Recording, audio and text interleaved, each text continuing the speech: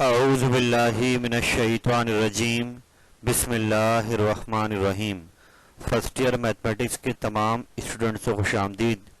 मेरे बेटे मैं आज आपके सामने मॉडल पेपर 2021 के एमसीक्यूज़ का सॉल्यूशन लेकर हाजिर हुआ हूँ, जो मैथमेटिक्स का आपका मॉडल पेपर तैयार हुआ है।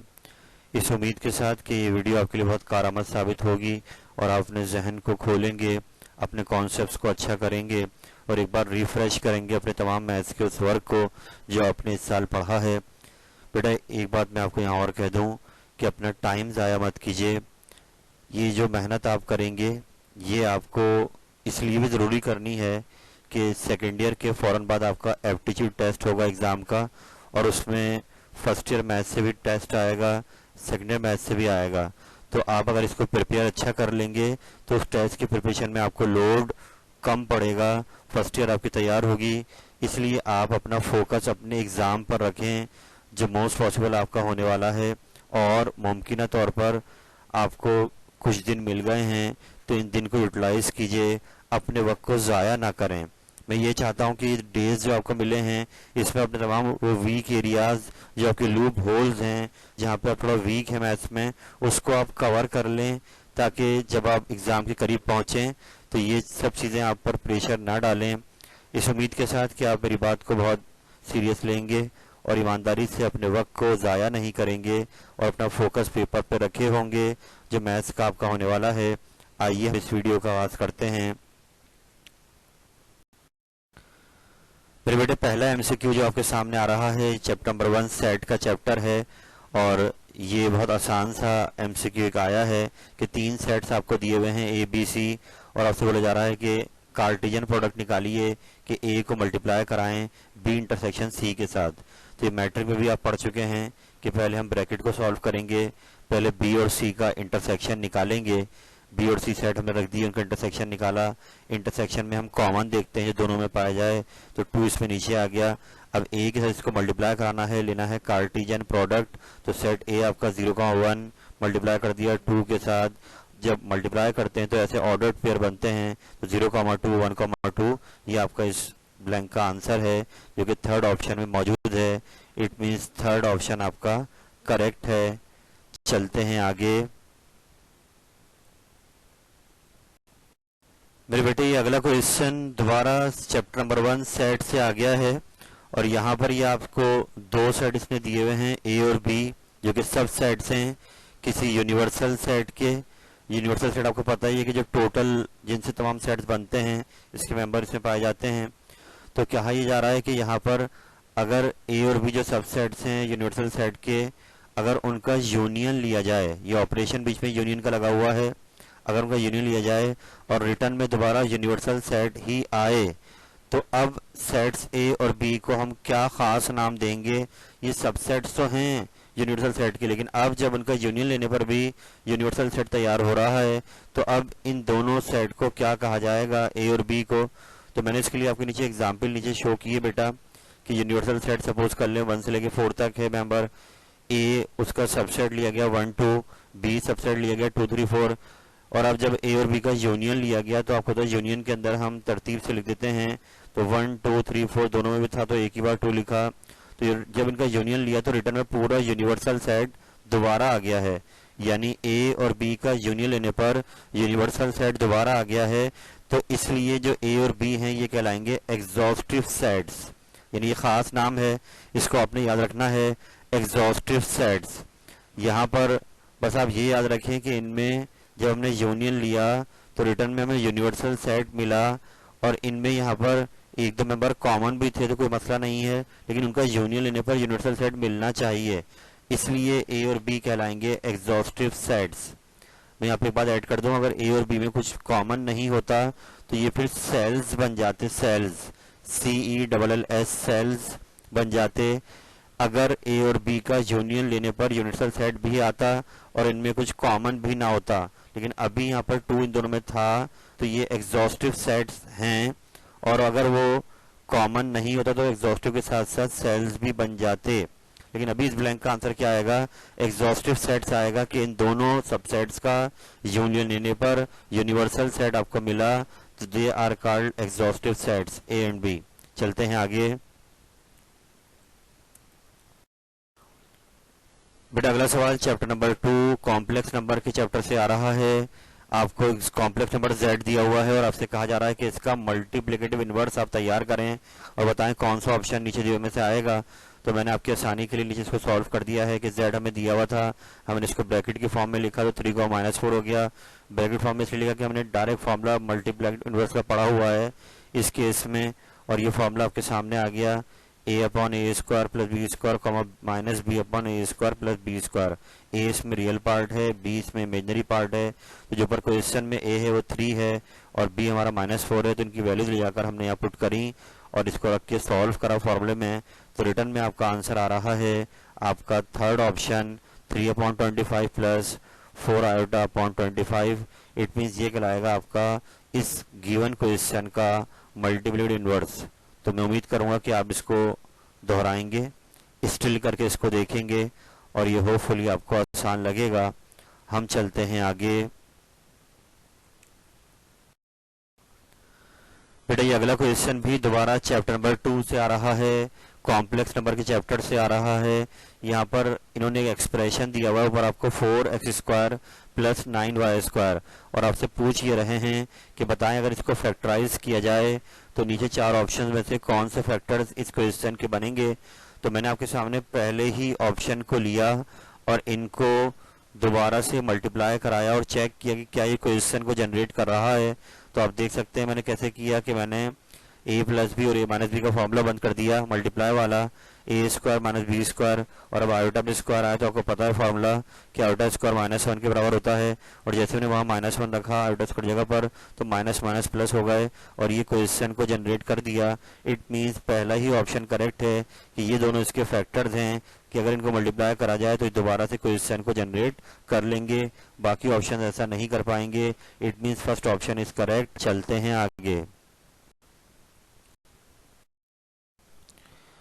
बेटा अगला सवाल आपके सामने आ रहा है दोबारा चैप्टर नंबर 2 से आ गया है। z1 और z2 दो कॉम्प्लेक्स नंबर्स आपको दिए हुए हैं और आपसे पूछा ही जा रहा है कि अगर इन कॉम्प्लेक्स नंबर्स को मल्टीप्लाई कराया जाए तो रिटर्न में जो कॉम्प्लेक्स नंबर बनेगा उसका रियल पार्ट क्या होगा। तो इट मीन्स हमें पहले मल्टीप्लाई करना आना चाहिए। तो हमने पहले कॉम्प्लेक्स नंबर z1 को लिखा, उसको ब्रैकेट की फॉर्म में लिख दिया, z2 को उठाया ब्रैकेट फॉर्म में लिख दिया। अब मल्टीप्लाई का फॉर्मूला आपको याद है AC minus BD comma AD plus BC। तो ये फॉर्मूला अप्लाई किया हमने। A यहाँ पर रियल पार्ट है, 3C सेकंड वाले का रियल पार्ट है। तो इस तरीके से हमने सबकी वैल्यूज को पुट करा, A और C की, B और D जहाँ जहाँ आ रहे हैं, और जब सिंप्लीफाई करा तो एंड में जो कॉम्प्लेक्स नंबर मल्टीप्लाई होकर आया है वो 19,4 यानी कि 19 प्लस 4 आयोटा ये नंबर तैयार हुआ। और जो इसका रियल पार्ट है उसमें आयोटा नहीं आ रहा होगा तो रियल पार्ट 19 है। तो 19 is the correct answer. Last option is the correct answer. अगर ये इसका इमेजनरी पार्ट मांगता तो 4 होता। तो आप इसको स्टिल करके देखिएगा, इंशाल्लाह ब्लैंक आपको आसान लगेगी। चलते हैं आगे। बेटा ये अगला सवाल आपके सामने आ गया है और अब हम चैप्टर नंबर 3 पर आ चुके हैं।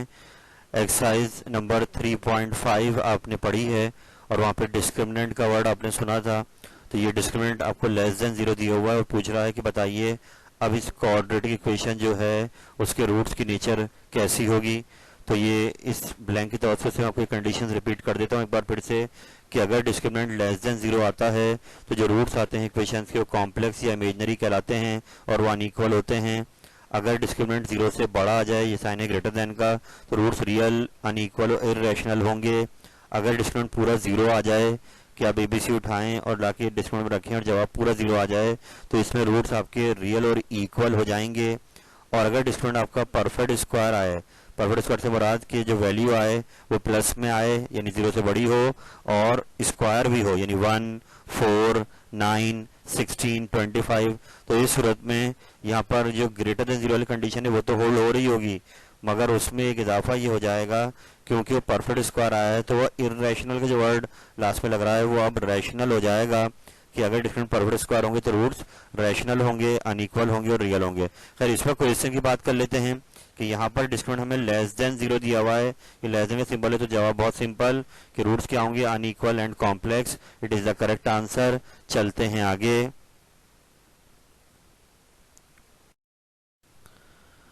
नंबर 7 आपके सामने दोबारा चैप्टर नंबर 3 से आ रहा है। एक्सरसाइज नंबर 3.3 आपने पढ़ी है, जहाँ पर हमने क्यूब रूट्स निकाले थे। तो वहीं बुक का क्वेश्चन था 27 के क्यूब रूट जब निकाले थे हमने, तो आपको याद आया होगा 3 आंसर आ गए थे, 3 ओमेगा और 3 ओमेगा स्क्वायर।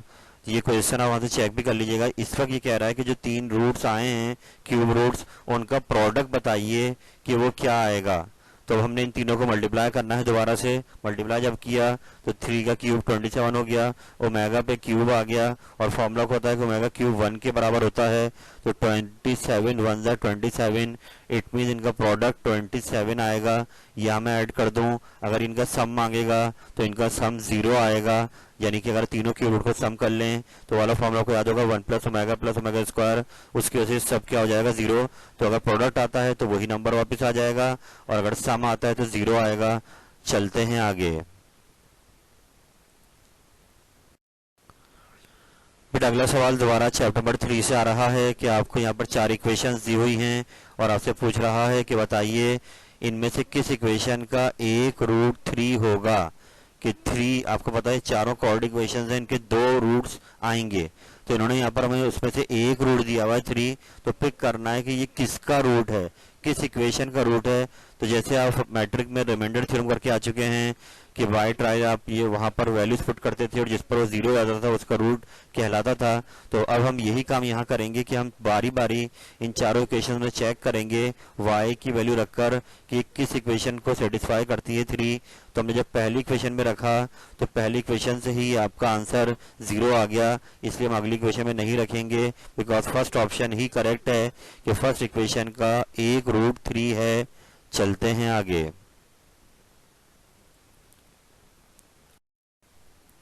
बेटा अगला सवाल दोबारा चैप्टर नंबर 3 से आ गया है। एक्सरसाइज नंबर 3.6, जहाँ पे आप alpha beta sum of roots product of roots के फॉर्मूलाज पढ़ चुके हैं। तो वहाँ से ये क्वेश्चन आ गया है कि आपको एक कोऑर्डिनेट इक्वेशन दी हुई है और आपसे ये वैल्यू मांग रहा है square root alpha upon beta plus square root beta upon alpha. ये एक्सप्रेशन है, हमें इसकी सिंप्लीफाइड फॉर्म में वैल्यू चाहिए। तो हमने कैसे करा कि इक्वेशन को लिखा और वहाँ से a उठाया, स्क्वायर के साथ वाला a होता है, b उठाया, 1 पावर के साथ b लिखा होता है, c कांस्टेंट। जब ए बी सी उठा लिए तो हमने यहाँ पर 2 वैल्यू शेयर कर ली, हम 3.6 से बार बार बना रहे थे। सम ऑफ रूट्स की value minus B upon a formula होता है, तो माइनस फॉर्मूले का आया, बी खुद माइनस का, तो माइनस माइनस प्लस हो गए। ऐसी alpha into beta product of root आ गया सी अपॉन ए। जब ये 2 वैल्यूज आपने बना ली तो अब क्वेश्चन की तरफ देखते हैं कि हमसे क्या मांग रहा है। तो हमसे ये मांग रहा है इस एक्सप्रेशन की वैल्यू। तो हमने क्या किया, इसका एलसीएम लिया मेरे बेटे।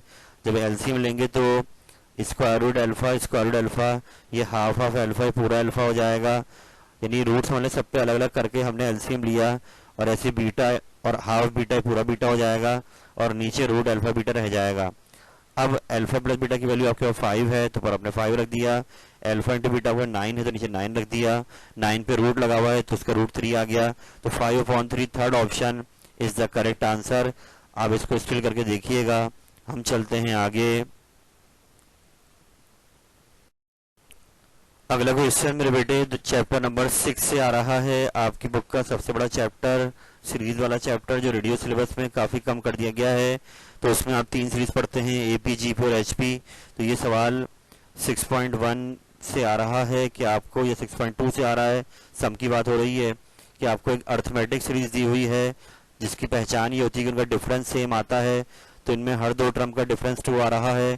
तो अब हमसे ये बोल रहा है कि बताएं इसकी सम टू एन टर्म, यानी अगर ये एन टर्म तक सीरीज चलती है तो इसका सम क्या आएगा। तो हमने नीचे सॉल्व करा कि ए उठाया, फर्स्ट टर्म ए होती है, कॉमन डिफरेंस बनाया, माइनस किया, एन मांग रहा है। तो ये फॉर्मूला आपने 6.2 में पढ़ा है। सम टू एन टर्म का formula n/2 2a plus n minus 1 into D. वहाँ जाकर आपने a की वैल्यू रख दी, d की वैल्यू रख दी, और फिर इसमें से 2 कॉमन निकाला, 2 से 2 कैंसिल हो गया, और बाद में ब्रैकेट मल्टीप्लाई कर दिया तो n square plus n। First option is the correct answer. आप इसको स्टिल करके देखिएगा। हम चलते हैं आगे। नंबर 11 आपके सामने आ गया है। ये चैप्टर नंबर 6 से जीपी वाले पोर्शन से आ रहा है, यानी 6.4 से ये सवाल आ रहा है कि आपको कहा जा रहा है कि 3 नंबर्स अगर जीपी में हैं तो बताएं एक्स की वैल्यू क्या आएगी। यानी एक्स एक नंबर है अननोन जो यहाँ रखा जाए, और उस पर ये तीनों जीपी में मेंटेन रहें। तो इसके लिए बेटा बहुत आसान तरीक़ेकार, आपको पता है कि जीपी के अंदर हर दो टर्म्स की रेशियो सेम आती है। तो यहाँ पर मैंने second term upon first term की रेशियो अलग बनाई और third term upon second term की रेशियो अलग बनाई, क्योंकि इसने खुद कहा कि जीपी में है तो ये रेशियो क्या आएगी आपकी, सेम आएगी। फिर हमने कर दिया क्रॉस मल्टीप्लाई, आप देख सकते हैं, और यूं ही बन गई क्वाड्रेटिक इक्वेशन जिसकी बाद में मिड टर्म ब्रेक कर दी गई। और फिर दो फैक्टर आ गए, ये एक्स स्क्वायर माइनस 2 वाला फैक्टर मैंने आगे चलाया है, x square plus 3 equal to 0 वाला फैक्टर मैंने आगे इसलिए नहीं चलाया, ये बेटा बाद में ये प्लस 3 बना के माइनस 3 बन जाएगा और रूट लेने पर ये आयोटा बन जाएगा, इसलिए हमें यहाँ पर कोई कॉम्प्लेक्स नंबर नहीं दिया हुआ। तो मैंने एक्स स्क्वायर माइनस 2 वाले फैक्टर को चलाया, तो इससे हमने माइनस 2 को वहाँ ले गए, प्लस 2 हो गया, बाद में रूट ले लिया। तो root 2 is the correct answer, कि अगर हम x को हटाकर रूट 2 रख भी दें या वैसे भी चेक कर लें कि रूट 2 यहाँ रखते हैं तो ये पूरा 2 बन जाएगा, रूट 2 यहाँ रखते हैं तो 2 इसमें से 2 गया 4 बच जाएगा, और ये तीनों नंबर की रेशियो क्या आ जाएगी, सेम, ये बनेंगे 1 2 और 4। तो इसलिए root 2 is the correct answer. चलते हैं आगे।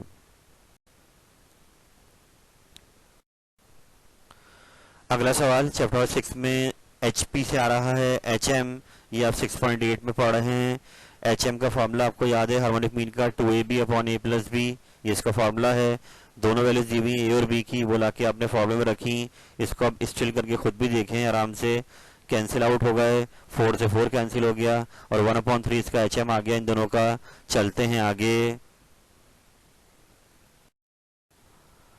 नंबर 13 क्वेश्चन, ये भी HP से आ रहा है। ये रिलेशन है अर्थमेटिक सीरीज और हार्मोनिक सीरीज का, कि अगर हार्मोनिक सीरीज को रेसिप्रोकल कर दिया जाए तो अर्थमेटिक सीरीज बन जाती है। तो यहाँ पर इन्होंने HP की 3 टर्म हमें दी हुई हैं, अगर हम इनको दोबारा उल्टा कर दें तो ये टर्म ऊपर आ जाएंगी, और इट मीन्स HP को उल्टा करने पर हमें क्या मिल जाएगा, AP। तो ये कह रहे हैं अगर ये HP में है तो ये किस में होंगी, तो ये उनका रेसिप्रोकल है तो ये AP में आ जाएंगी। नेक्स्ट क्वेश्चन यही लिखा हुआ है 14, कि ये आ रहा है आपका चैप्टर नंबर 7 से, परमोटेशन का एक टॉपिक है। वहाँ पर सर्कुलर परमोटेशन, राउंड टेबल पर जब कोई पर्सन्स बैठे होते हैं तो ये उसके हवाले से एक सवाल आ गया है कि अगर 7 पर्सन्स किसी डाइनिंग टेबल पर सर्कुलर शेप में बैठे हों तो अब आप ये बताइए कि उनको कितने अंदाज से शफल कर सकते हैं, अरेंज कर सकते हैं। परमोटेशन उनकी मांगी जा रही है 7 पर्सन्स की। तो याद रहे बेटे, जब एक रॉ में होते हैं तो पूरा 7 फैक्टोरियल ही आता है, लेकिन जब एक सर्कुलर राउंड टेबल में होंगे तो उसमें से आप एक कम कर देंगे। फॉर्मूला ने शो कर दिया है n-1 फैक्टोरियल, तो 7 थे, 1 कम कर दिया तो रहेगा 6 फैक्टोरियल।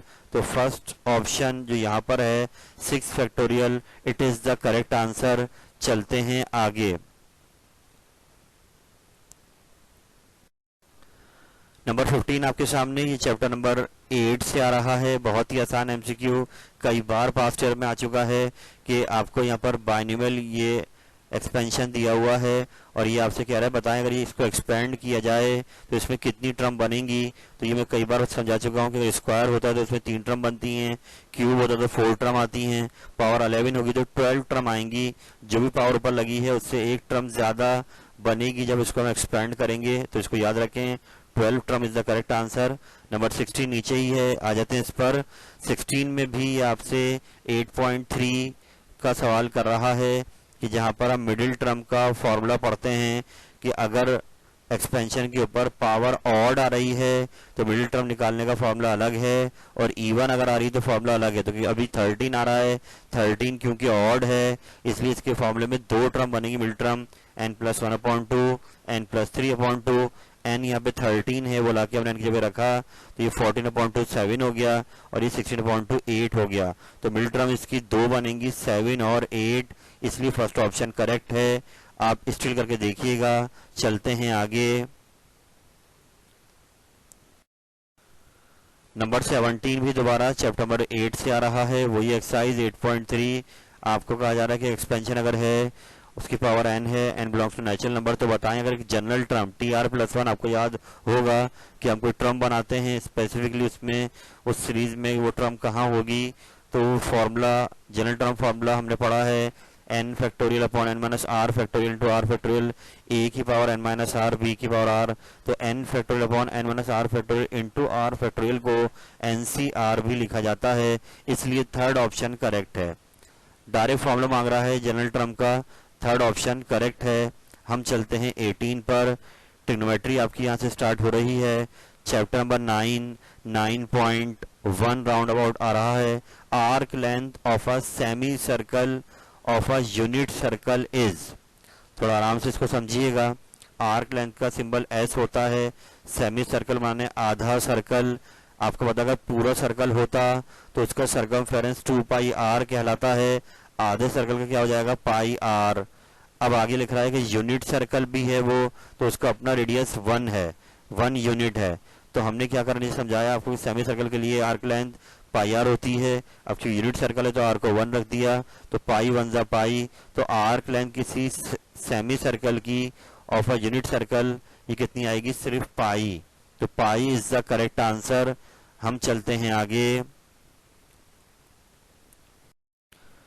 नंबर 19 आ गया ट्रिग्नोमेट्री से बेटे, बहुत ही सिंपल एमसीक्यू। चैप्टर नंबर 10 में आप ये फॉर्मूला याद कर चुके हैं। Double angle formula sine 2 theta, ये आप 10.3 में पढ़ चुके हैं और इसका एक ही ऑप्शन करेक्ट है, 2 साइन थीटा कॉस थीटा। ये फॉर्मूला है, डायरेक्ट आपको याद करना है। नंबर 20 में भी डायरेक्ट फॉर्मूला आ रहा है, cos u minus cos v. ये भी आप 10 चैप्टर में पढ़ चुके हैं 10.3 में। यानी ये फॉर्मूला है -2 sine alpha plus beta upon 2 into sine alpha minus beta upon 2। तो लास्ट ऑप्शन आपका करेक्ट है। ये दोनों फॉर्मूलाज हैं जो आपको याद करने हैं। हम चलते हैं आगे।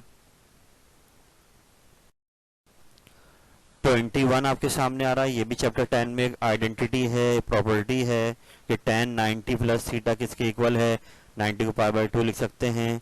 तो इसको मैंने सिंप्लीफाई करा आपके सामने कि हमने tan को ब्रेक कर दिया साइन ओवर कॉज में। इसके बाद ऊपर फॉर्मूला खोल दिया साइन अल्फा प्लस बीटा का, नीचे फॉर्मूला खोल दिया कॉज अल्फा प्लस बीटा का। फॉर्मूला आपको याद है, sine alpha cos beta plus cos alpha sign beta, cause alpha cos beta minus sine alpha sign beta. और जब इन वैल्यूज को सॉल्व करा तो साइन 91 होता है, कॉज 90 जीरो सब जीरो कर देगा, नीचे भी कॉज 90 जीरो सब जीरो कर देगा। साइन 91 ऊपर कॉज रह गया, नीचे साइन, माइनस साइन भी रह गई। कॉज ओवर साइन क्या होता है, कॉड, तो minus cot theta. First option is the correct answer. हम चलते हैं आगे। 22 आपके सामने आ रहा है, चैप्टर नंबर 12 से आ गया है। एरिया ऑफ ट्राइंगल की वैल्यू मांग रहा है। ये एक्सरसाइज नंबर 12.4 है आपके पास कि अगर ट्राइंगल आइसोलेटरल इक्विलेटरल हो कि तीनों साइड्स इक्वल दी हुई हैं, यहाँ पर ABC इक्विलेटरल ट्राइंगल का ये एरिया आपसे मांग रहा है। तो ये आपको याद आया होगा फॉर्मूला, जहाँ पे हम तीनों साइड्स होती हैं तो ट्राइंगल का एरिया निकालते हैं। इस फॉर्मूले से S की वैल्यू भी याद आई होगी, A + B + C अपॉन 2। तो हम ये पूरा क्वेश्चन कर चुके हैं 12.4 के अंदर कि आप पहले S निकालेंगे, A + B + C अपॉन 2 वाले फॉर्मूले से तीनों जगह A रख देंगे क्योंकि जवाब में A आ रहा है हर जगह। S आने के बाद फिर लाके पुट करेंगे फॉर्मूले के अंदर, सिंप्लीफाई करेंगे। तो लास्ट ऑप्शन आपका करेक्ट है। उस सवाल में जो बुक का था उसका आंसर √3/4x² आ रहा था, यहाँ पर उन्होंने सबको A से रिप्लेस कर दिया, इसलिए लास्ट ऑप्शन करेक्ट है। 23 पे आ जाते हैं, ये बहुत बार आप कर चुके हैं। चैप्टर 12 में लॉ ऑफ कोसाइन आपने पढ़ा है, 3 फॉर्म होती हैं, A के लिए अलग, B के लिए अलग, C के लिए अलग। तो एंगल A के हिसाब से आपका थर्ड ऑप्शन ही करेक्ट है कि ये अल्फा के लिए अरेंज हुआ हुआ है, बाकी हर ऑप्शन में कोई मिस्टेक आ रही है। तो लॉ ऑफ कोसाइन A की फॉर्म के लिए थर्ड ऑप्शन आपका करेक्ट है। चलते हैं आगे। नंबर 24 में बेटे सिंपल एक फॉर्मूला आ रहा है, चैप्टर नंबर 12 का जो आप पढ़ चुके हैं, साइन अल्फा अपॉन 2, पहला ही ऑप्शन करेक्ट है। ये आप डेरिवेशन में भी याद कर चुके हैं, तो इसको याद रखिए। 25 पे आ जाएं। 25 में ये ट्रिग्नोमेट्रिक इक्वेशन दी हुई है और ये x का जवाब मांग रहा है। तो ये आपने कैसे किया, नीचे देखें कि आप पहले साइन को वहाँ ले गए, साइन वर्स हाफ, और साइन वर्स हाफ ये 30 डिग्री आता है और इसको आप रेडियन में π/6 लिखते हैं। लेकिन यहाँ ये बात आपको याद रहे जो हम लास्ट एक्सरसाइज अपनी 13.2 में पढ़ चुके हैं कि हर फंक्शन 2 क्वाड्रेंट में प्लस का होता है। जब हम साइन की बात करते हैं, साइन थीटा पहले क्वाड्रेंट में प्लस का है जो 30 डिग्री आंसर दे रहा है, और ये सेकंड में भी प्लस का है, यानी सेकंड क्वाड्रेंट में भी साइन थीटा प्लस का रहता है। यानी कि 180 के अंदर जो वैल्यूज आएंगी उनमें भी साइन लेंगे तो जवाब का प्लस में आएगा। तो हम एक एंगल और निकाल रहे हैं कि हम खड़े में 30 डिग्री फर्स्ट क्वाड्रेंट में और हम जाएंगे सेकंड क्वाड्रेंट में। तो अगर हम पाई में से, क्योंकि 2 क्वाड्रेंट का एंगल पूरा होता है पाई में से अगर हम ये 30 डिग्री माइनस कर देते हैं तो एलसीएम लिया तो 5π/6, ये आ गया 150 डिग्री। इस पर भी यही जवाब मिलेगा हाफ, इसलिए दोनों आंसर करेक्ट हैं, π/6 एंड 5π/6, और ये सेकंड ऑप्शन में आ रहे हैं, इसलिए ये करेक्ट हैं। अल्हम्दुलिल्लाह रब्बिल आलमीन। मेरे बेटे, मैंने आपके सामने 2021 model paper mathematics first year के तमाम एमसीक्यूज का सॉल्यूशन डिस्कस कर दिया है, इस उम्मीद के साथ कि ये सिलसिला आपके लिए बहुत ज़्यादा कारामद साबित होगा। मैं इस वीडियो तौर से आपको फिर जगाना चाहूँगा कि बेटे आपके पेपर बहुत नज़दीक हैं, आप इसको रिफ़्रेश करें और ये जो टाइम अल्लाह ने आपको दे दिया है इस टाइम को ज़ाया ना करें। अल्लाह की मेहरबानी कि आपको कुछ दिन और मिल गए हैं, आप इस दिन का फ़ायदा उठाएं और अपने आप को प्रिपेयर करें and hope for the best. अपने जो वीक एरियाज हैं कवर करें, अपनी टेस्ट कॉपीज पानी उठाएं, जो सवाल ज़्यादा गलत हैं आपके उनको आप चेक करें, उनको वर्कआउट करें, और मैं इस सिलसिले को जारी रखूँगा इंशाल्लाह, और आपके लिए मज़ीद वीडियोज़ अपलोड करता रहूँगा कि आप इस डिस्टेंस लर्निंग में ही हम लोग अपना इस सिलसिले को कवर करते हैं और अपने आप को जगाते हैं एग्ज़ाम के लिए। पेपर आपके बहुत करीब हैं, काइंडली रिक्वेस्ट है कि आप सब अपने पेरेंट्स का प्राउड हैं, अपने इस प्राउड को तोड़ने मत दीजिएगा, टूटने मत दीजिएगा और वर्किंग कीजिए। इंशाअल्लाह ताला ये सब सिचुएशन आपके लिए बेहतर हो जाएगी। अल्लाह हाफिज़, फ़ी अमानिल्लाह।